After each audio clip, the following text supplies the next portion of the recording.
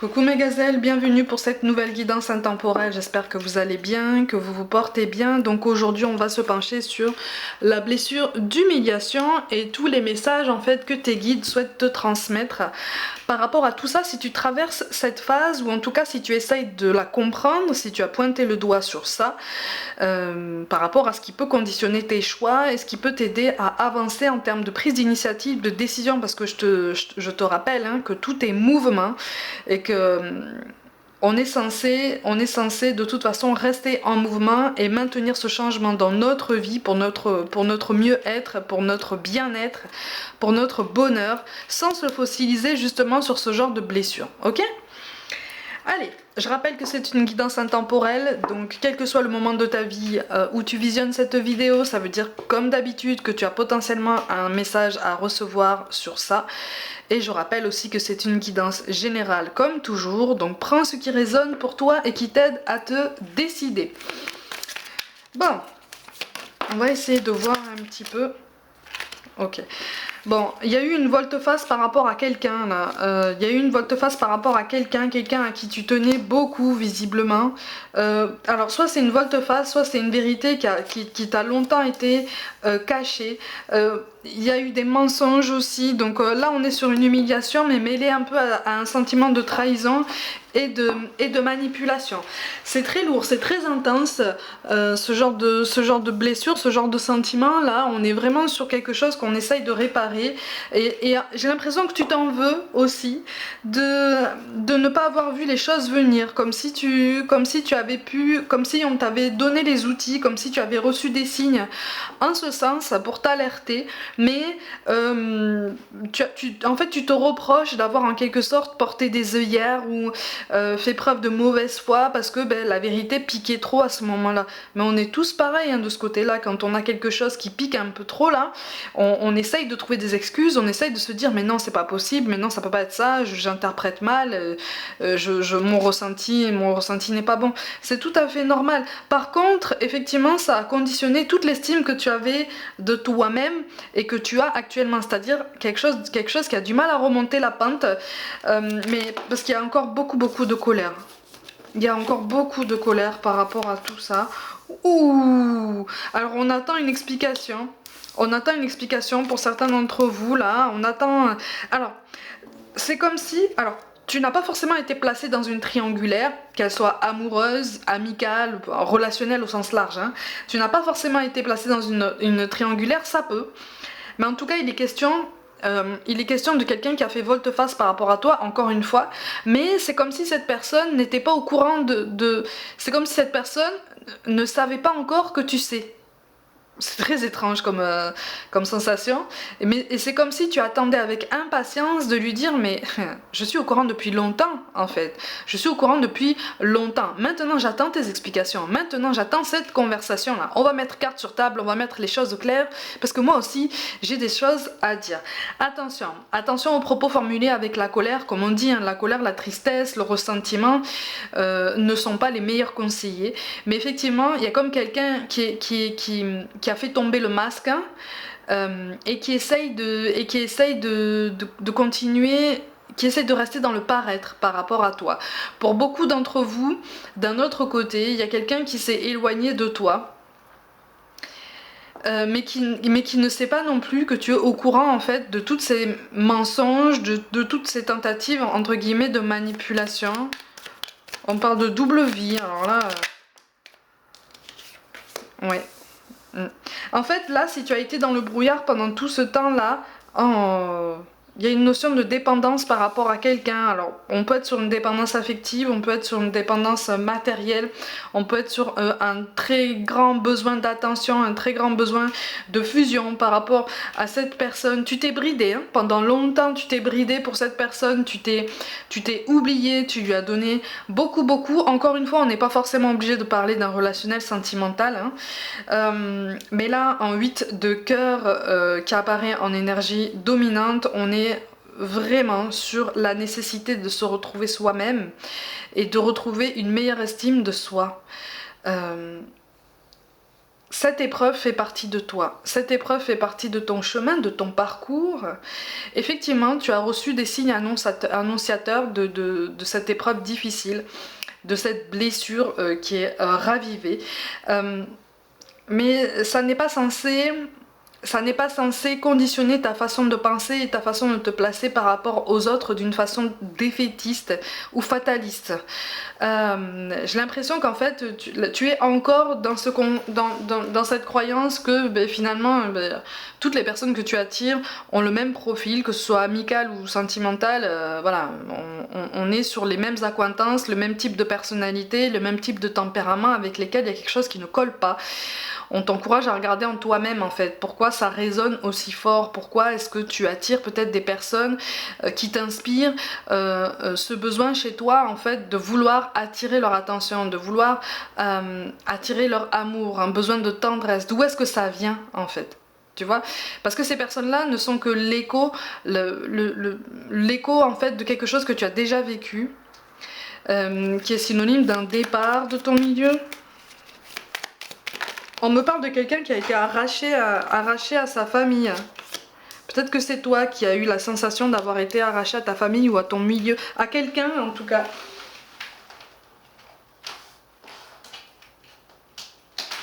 Les cartes tombent sur le sol, c'est fou ça quand même.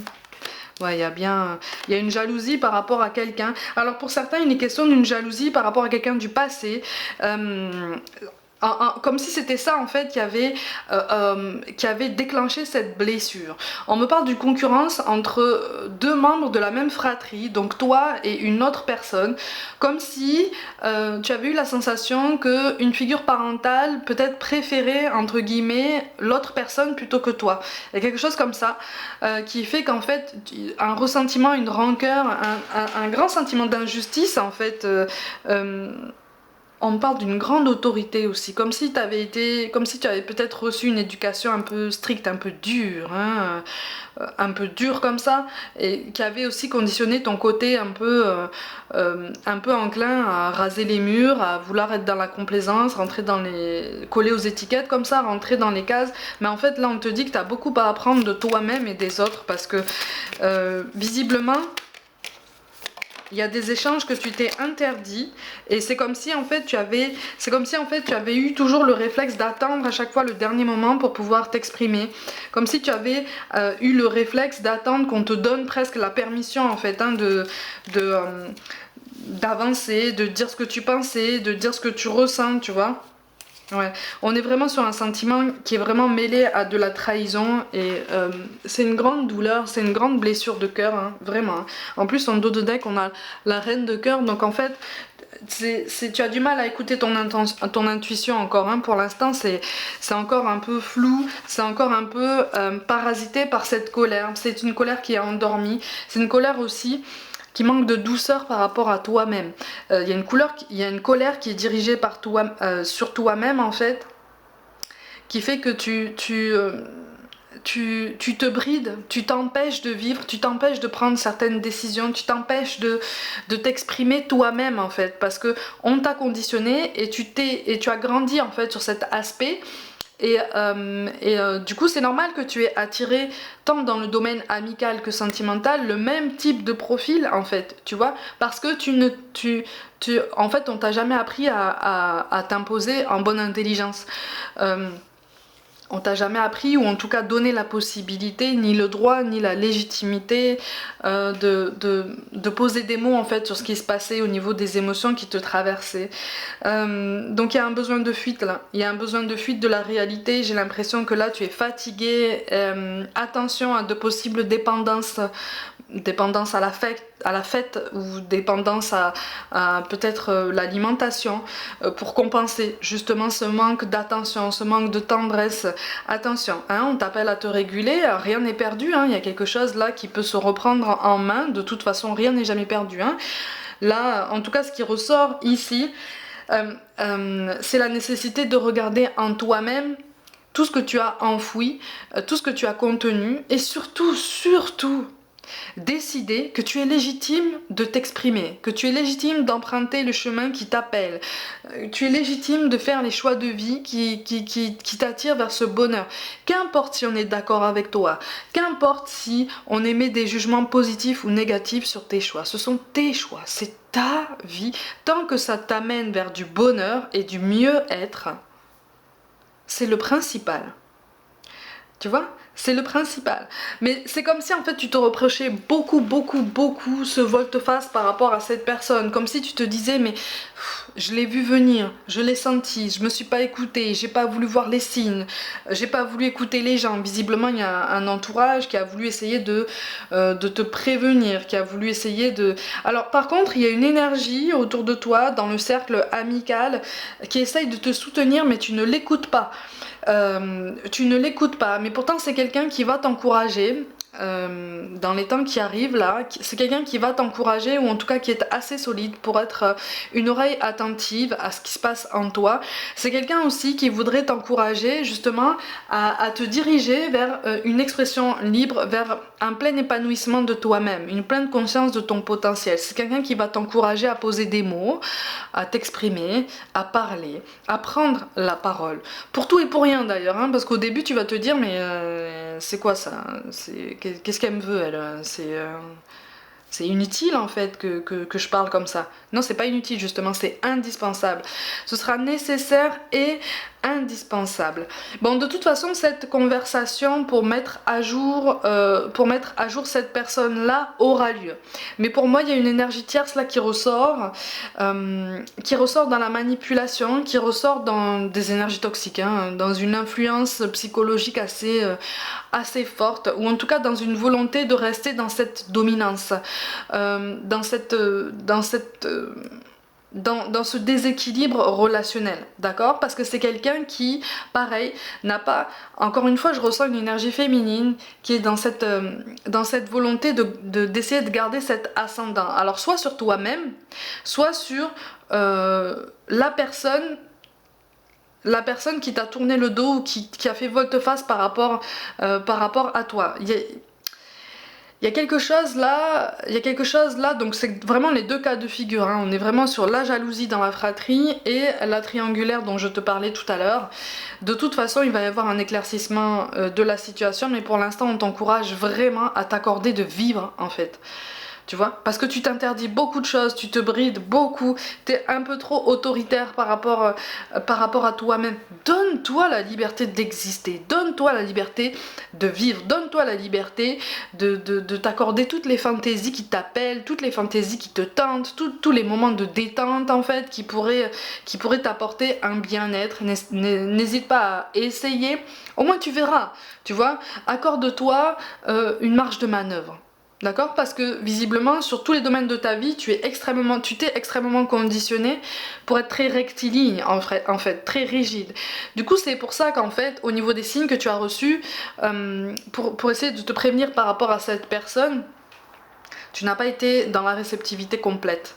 Tu vois, parce que pour toi, tu aimes bien les chemins balisés où tout est tracé, tout est prévu, tout est anticipé, tout est cadré, voilà, tout est clair, il n'y a pas une zone d'ombre, et s'il y a une zone d'ombre, vraiment, on l'encadre, on la périmètre, et on l'évite surtout, tu vois. Sauf que, cette zone d'ombre, elle fait partie de toi. Tu vois, elle fait partie de toi parce que c'est quelque chose qui n'a pas été révélé, c'est quelque chose qui n'a pas été encouragé dans l'enfance, c'est quelque chose qui n'a pas été mis à l'honneur. Donc en fait, ça s'est éteint. Mais ça s'est juste éteint le temps que tu prennes conscience que tu peux te donner le droit de lui redonner vie, tu peux lui donner le droit de rayonner davantage. Et cette part sombre de toi-même, c'est ta fantaisie, c'est ta légèreté, c'est ton identité, c'est ton libre arbitre, ton libre raisonnement, ta liberté d'avoir un avis divergent de ton entourage, d'avoir une sensibilité peut-être exacerbée. cette volonté de te protéger, peut-être de prendre des distances par rapport à certaines personnes qui essayent de t'influencer. Il y a une clairvoyance qui pour l'instant n'est pas optimale, d'accord, par rapport à ton entourage, aussi bien familial que amical ou relationnel. On est encore trop sur la déception, mais il y a une colère qui est sous-jacente, encore une fois, hein. Il y a une colère qui est sous-jacente et qui est en train de se creuser une place de plus en plus importante, de plus en plus forte dans ton cœur, dans ta façon de penser, dans ta façon de considérer les autres, hein. On t'encourage vraiment à essayer de prendre conscience de tout ça, de cette intensité, pour essayer de prendre le contre-pied, pour te dire bon ok, je vais pas me laisser influencer par cette colère, je vais pas me laisser influencer par ce que tu perçois chez toi comme une timidité, mais qui en fait est quelque chose, c'est comme une partie de toi qu'on a reniée en fait, tu vois, qu'on a mise de côté, qu'on n'a pas forcément accepté. Là en fait on te dit, pardon c'est brut hein, mais on te dit c'est ton travail de l'accepter. C'est ton travail de t'accepter entièrement, c'est ta responsabilité. Et quand tu comprendras ça avec toute bienveillance, tu comprendras que ton besoin de tendresse, ton besoin d'attention que tu recherchais à l'extérieur, en fait, c'est si tu veux une mise en miroir de la partie de toi qui a été éteinte par le passé. Ok ? Par rapport à une réconciliation avec une femme qui aurait fait partie de ta fratrie et pour laquelle tu éprouves peut-être encore un peu de jalousie, ou en tout cas il y a eu une... S'il n'y a pas de jalousie aujourd'hui, il y a eu comme une concurrence dans le passé par rapport à une figure parentale. Soit une figure parentale directe, soit de toute façon quelqu'un qui a participé à votre éducation. Mais c'est quelqu'un qui vous a enfermé dans un schéma aussi un petit peu toxique, hein, pour vous faire grandir, en ce sens que c'est comme si tu avais ressenti une espèce de concurrence, une mise en concurrence, une mise en compétition par rapport à une personne de ta fratrie. Il va y avoir une conversation, il va y avoir... parce que là j'ai l'impression qu'il y a zéro contact par rapport à cette personne, ou en tout cas s'il y a des contacts ça reste très cordial pour les obligations vraiment indispensables. Il va y avoir une conversation, ne t'attends pas pour l'instant à quelque chose de très éclaircissant et de très apaisant. Parce qu'encore une fois, de l'autre côté, on a beaucoup de colère hein, aussi. Hein. On a beaucoup de colère. J'ai un S qui apparaît. Il y a beaucoup de colère. Mais c'est une colère qui en fait enferme une tristesse. En face de toi, on est triste de ne pas avoir pu partager certains moments de l'enfance, certains moments de l'adolescence. C'est comme si en fait on vous avait entre guillemets séparé très tôt. Séparé, cloisonné. Il y a comme quelque chose qui apparaît brisé en fait, mais quelque chose qu'une personne plus âgée que vous a brisé entre vous en fait. Il y a comme une division.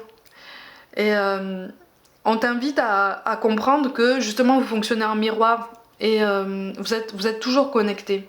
Et cette personne-là, elle est aussi en colère que toi. C'est pas forcément une colère dirigée contre toi, mais c'est une personne qui ressent un petit peu de colère aussi contre toi pour les mêmes raisons, en ce sens que tu reproches à cette personne de ne pas t'avoir écouté, de ne pas t'avoir soutenu. Les reproches vont dans les deux sens apparemment. Je dis pas que c'est le cas, attention, hein, mais je te parle du ressenti, de l'état d'esprit de cette personne. Cette personne voudrait... Pour moi, c'est une personne qui est plus âgée que toi, pour une grande partie d'entre vous. Mais quoi qu'il en soit, de toute façon, vous faites partie de la même famille, du même cercle proche. Et il y a un besoin de réconciliation, mais qui est encore trop alimenté par la colère, parce que on considère que l'autre ne veut pas nous écouter. Vous risquez d'être encore sur un dialogue de sourds, mais il y a quelque chose qui va se décanter par rapport à une prise de conscience, à cette fameuse énergie tierce. Tu vois, et au niveau d'une triangulaire amoureuse ou même amicale, on est sur la même dynamique.